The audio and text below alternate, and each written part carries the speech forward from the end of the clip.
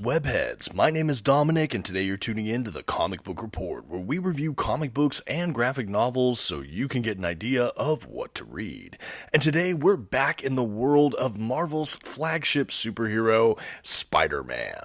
And to showcase this incredible character today, we're going to be doing a list video that I'm calling The Amazing Art of 90s Spider-Man.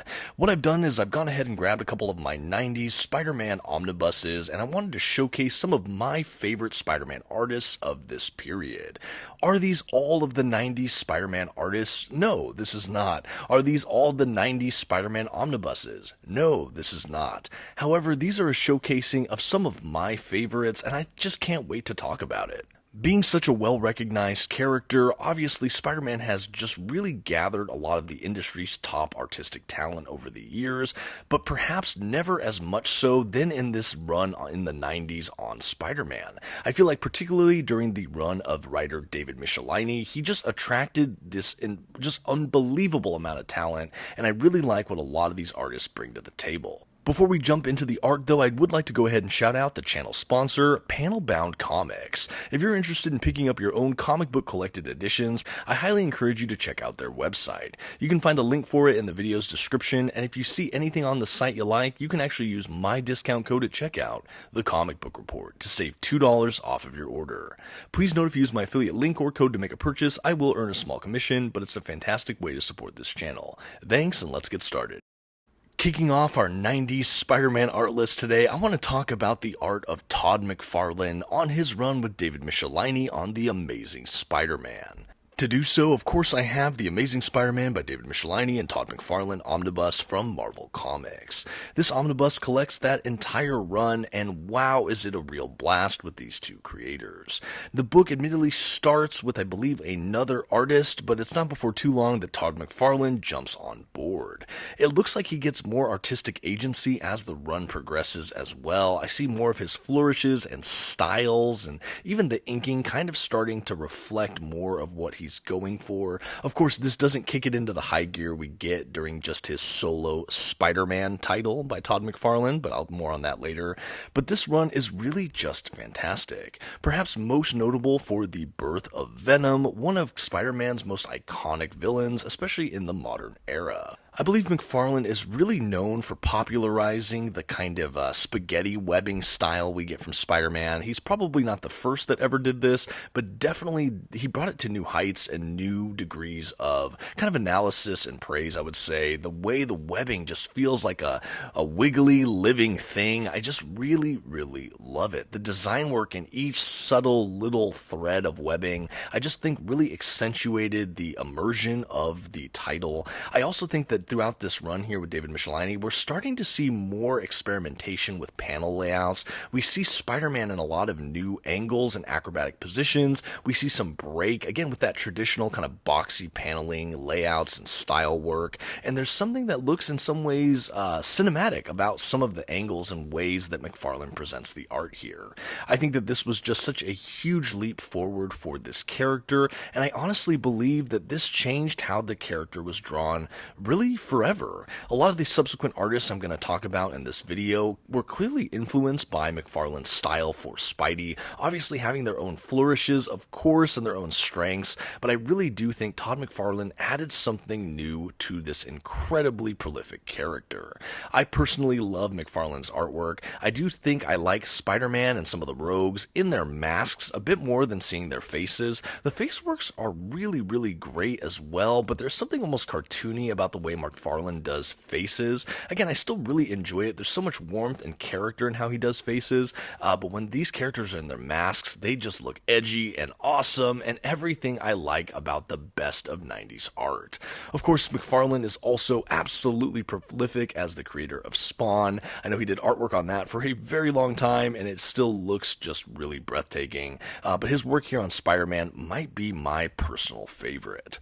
Again, the writing is good as well. You have the birth of Venom, but there's also a lot more stories than just that packed into this run. I do believe this omnibus at the time of this recording is currently out of print, but I know they've reprinted it in the past, and fingers crossed we'll get a reprint sometime in the future. When I think 90s Spider-Man artists, honestly, to this day, my first thought is Todd McFarlane. And speaking of the Todd father, we have another one of his incredible 90s comics for Spider-Man. This is the adjectiveless Spider-Man series, again by Todd McFarlane. But here he's taken on the double duty of writer and artist. We also have him inking, I believe, throughout this series. And for me, this is where we see his Spider-Man art kick it into the absolute highest possible gear. He seems to have complete artistic freedom here with how he portrays our favorite webhead, and I think that his art here is even more striking than what we have in the Michelinie era. Now, I have heard this collection, in my mind, unfairly maligned based on the quality of writing, and while I do prefer the writing of David Michelinie for Spider-Man, I still think what McFarlane brought to the table here is still quite good. Maybe I'm in the minority here, but I actually really liked this Omnibus collection and this run.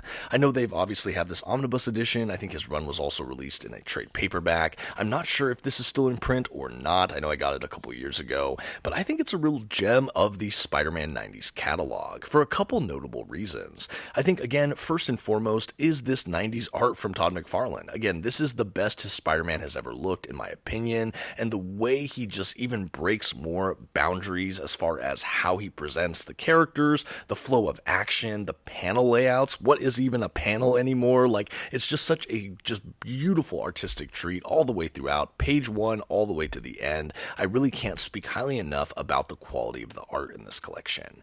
But another reason this run is a standout for me is it adds this kind of interesting dark or horror edge to the Spider-Man kind of mythos. Not that that hasn't been anywhere in the Spider-Man franchise prior to this, but I think that this run really feels like kind of the darker, edgier, and slightly horrific edge of the Spider-Man universe, and I'm really just fascinated at how well this character plays in that sandbox. You have him fending off against the Lizard, Kraven the Hunter, the Wendigo, and just so many more. I think Hobgoblin shows up, but all of the stories here are just kind of have this kind of darker twist to them, and I think that the way that McFarlane does these kind of darker or more monstrous characters, it just really suits his art style in a really fantastic way. I think if you like slightly edgier comic book stories, but you are still a fan of the big two, Marvel and DC, this is maybe one of the best recommendations I could give you for Spider-Man. I also don't think it's so full out, flat out horror that it's just going to scare people that don't like any horror. But again, a Spider-Man with a bit of an edge, and I think that this was just such a striking and unique entry point for Spider-Man, and the fact that you also have just such tremendous artwork all the way through, this really is a treat and one of my gems from the 90s catalog over at Marvel Comics. Again, between this and his run with David Michelinie, we were really spoiled in the 90s with Spider-Man art from McFarlane. It's just incredible to see, and how it's restored in these omnibus editions, just a chef's kiss. Don't miss out on Spider-Man by Todd McFarlane. Next up today on my 90s Spider-Man artist list, we're going to be talking about Erik Larsen. To do that, we're going to be talking about the recently reprinted Spider-Man by David Michelinie and Erik Larsen Omnibus. Now, this does fit right after that David Michelinie and Todd McFarlane Omnibus that I just spoke on a moment ago. And it comes right before the Michelinie and Mark Bagley era, which, spoilers, I will talk about in a moment. But for this Erik Larsen era, I will admit I am still making my way through this run, but what I've read so far I have enjoyed. Something I really enjoy of what Larsen brought to the table here is, in my mind, he seems like he's trying to echo some of what McFarlane was doing to push Spider-Man forward visually and artistically, but he added a lot of his own flourishes here in ways that I enjoyed. I feel like his character models were maybe slightly more matured, and I also think that the way he did kind of some of the monstrous characters like Venom for sure looks a bit more grotesque and garish and over the top monstrous. This is where we get Venom's long dripping tongue and those sharp fang-like teeth that just feel way overblown but have become such an earmark for Venom moving forward, and I really like it. I absolutely have to give credit to Larsen here. He really added something to the wheel. I also think the action sequences themselves during Larsen's era appear in my mind to be a little more frenetic, kinetic, and lively, I would say. I really liked something about what I saw him depict there. I think his models for Spider-Man as well felt a bit more elongated, but in a really nice kind of statuesque way. I don't really know how else to frame that, but I really do like how he portrayed old Webhead there. I think that this run, again, it continues on with David Michelinie's strong voice for the character. Again, 90s Spider-Man is just so dominated by David Michelinie for me, and I just think he's just a terrific Spider-Man writer, and you pair that with just all of these artists he got to work with, and it just really is an incredible run, or period of time, honestly, in the history of comics.